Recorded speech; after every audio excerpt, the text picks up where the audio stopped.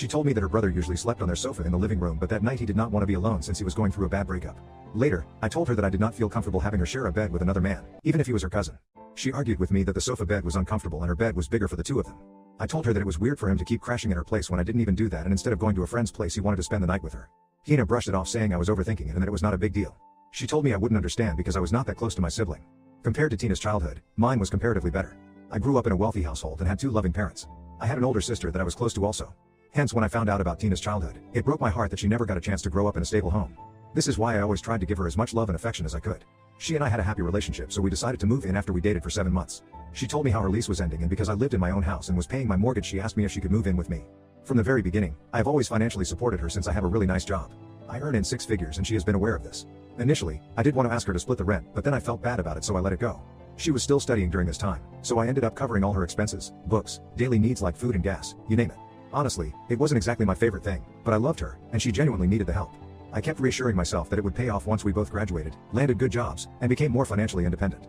However, conflicts would pop up periodically.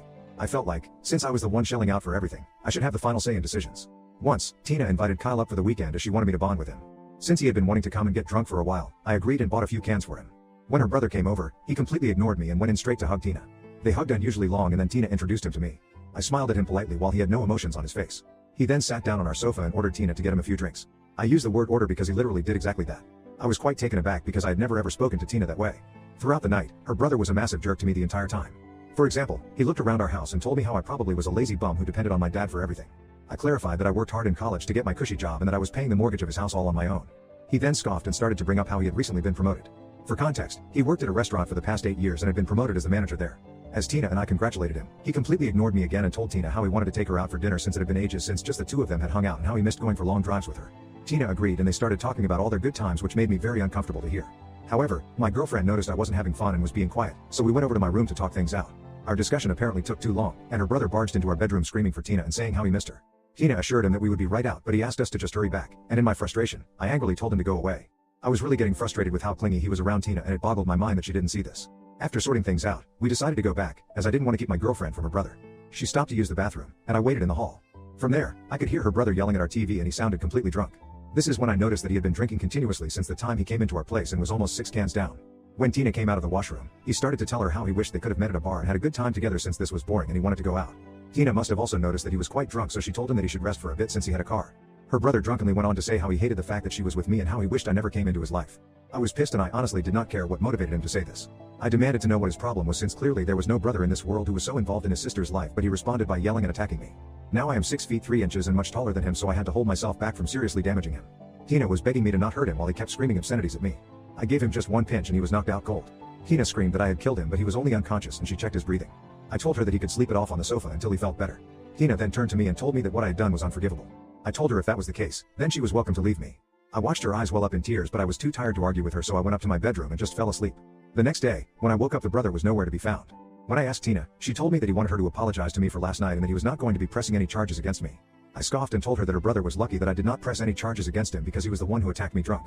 Tina brushed it off and told me that she was sorry for getting pissed at me last night. I accepted her apology. Since that night, Kyle has always avoided me as much as he can. Obviously, Tina continued to see him every weekend, but he never ever came in front of me.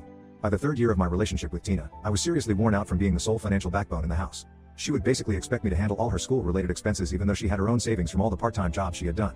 Around the same time, I started noticing how she would start acting entitled as if all my support was given. When she finally got an internship, I thought, well, now she could be a bit more financially independent.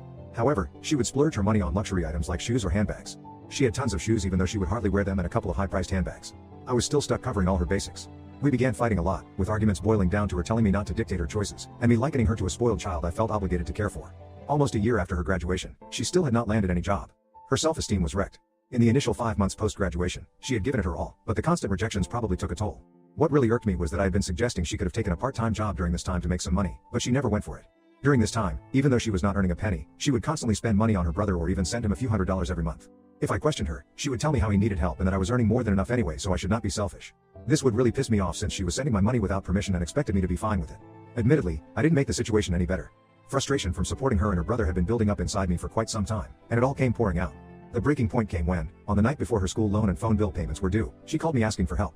I lost my cool, yelled, and called her an ungrateful person who just used me for money without doing anything for herself. I told her our relationship was a sham, that I deserved better, a true partner, not a spoiled daughter. I told her that I had been contemplating breaking up with her. She immediately started sobbing and apologizing to me. She told me how she was going to do better and how she had no idea that I felt this way. She felt terrible for what I had been going through. Fortunately, ever since that conversation, she kept true to her words. She started looking for another job. She did not help her brother out as much as she did before. Once she got a job, she started to contribute to the bills for the first time.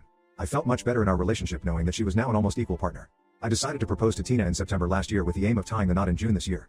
She accepted my proposal and we posted about it on social media. However, when she was going to visit her brother that weekend, I noticed that she had removed her wedding ring. When I questioned her, she told me how her brother was very sensitive and that she would gently break the news of our engagement to him. I laughed and asked her why was this even such a big deal, but she told me not to interfere, saying that he was her family and she knew how to handle it.